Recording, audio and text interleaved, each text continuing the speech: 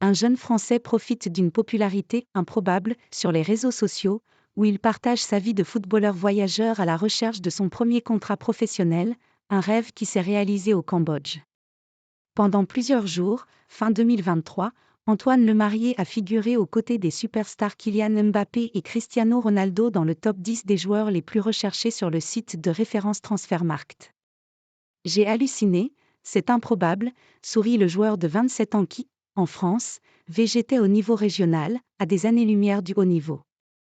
Dans l'anonymat du championnat cambodgien, le milieu de terrain suscite la curiosité grâce à sa chaîne YouTube, qui connaît un développement sans précédent ces dernières semaines. Depuis le Covid, Antoine Lemarié raconte à ses milliers d'abonnés son odyssée dans le monde amateur, en quête d'un club où il puisse vivre de sa passion.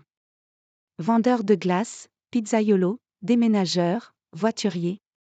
De la Finlande à l'Australie, entre petits boulots et stades champêtres, il montre la face cachée d'un football que les clichés associent habituellement au bling-bling.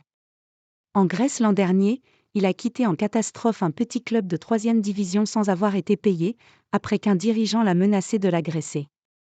Son cas, qui avait fait réagir le syndicat mondial des joueurs, FIFPro, a rappelé la brutalité d'un milieu où des intermédiaires sans scrupules peuvent abuser de la précarité de joueurs livrés à eux-mêmes, loin de chez eux. Pression supplémentaire. Le cauchemar est redevenu rêve au Cambodge, un petit pays d'Asie du Sud-Est qui essaie de développer son championnat local, malgré une sélection nationale parmi les plus faibles du continent. En décembre, il s'est engagé pour la première fois comme footballeur à temps plein, auprès des « Dragons Bleus » de Bung Ket FC, l'une des équipes de Ligue 1 Khmer basée dans la capitale Phnom Penh. Son contrat professionnel à quelques milliers de dollars par mois, courant jusqu'à la fin de la saison, en mai, comprend un appartement et un scooter payés par le club. Ma vie a complètement changé, savoure le footballeur.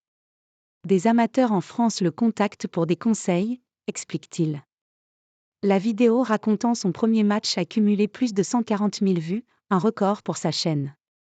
Cet ancien étudiant en école de journalisme consacre en moyenne une dizaine d'heures pour réaliser chaque vidéo. Celle-ci dure généralement 15 minutes, et aborde aussi sa découverte de la culture locale. Demande de maillot de l'étranger, exposition médiatique.